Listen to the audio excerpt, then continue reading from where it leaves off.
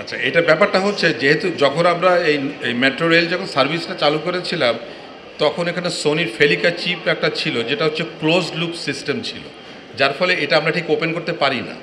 হ্যাঁ, তো ওপেন করতে পারলেও এটা যেটা করতে পারতো সেটা জায়গা করতে পারতো, কিন্তু তারা আমাদের অনেক বেশি চার্জ করছে, যার ফলে আমরা রাজি হইনি।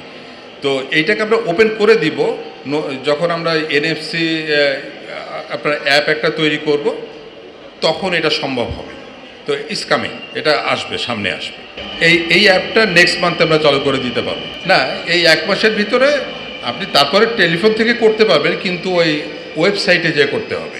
আমরা যা সেটা শুরু করে দিলাম, কারণ আমরা ডিলে করতে চাইনি মানুষের ভোগান্তিটা। তো আপনারা এটা এখন ওয়েবসাইট থেকে করতে পারবেন, টেলিফোনের থ্রু দিয়ে। অ্যাপটা নেই এখন, এই অ্যাপটা চলে আসবে আমাদের নেক্সট মান্থে। সমস্যা ছিল যে আপনার খুব অল্প সময়ে অধিক সংখ্যক যাত্রী হচ্ছে পাস করে। তো আমরা এই কারণে আমরা হচ্ছে কার্ডটা যেটা ঠিক করেছি, কার্ডটা হচ্ছে অফলাইন ভিত্তিক কার্ড। তো এখন আপনি অনলাইনে রিচার্জ করছেন, আপনার যে কার্ডটা প্যাসেঞ্জার কার্ডে টাচ করেন, এটা কিন্তু সবসময় অনলাইনে থাকে, আপনার ব্যালেন্স এখানে আপডেট হয় না। সেই কারণে নতুন একটা ডিভাইস ইন্ট্রোডিউস করেছি, যেটার মধ্যে ট্যাপ করলে ও সার্ভারের সাথে কমিউনিকেট করে কার্ডটাকে আপডেট করে দিবে।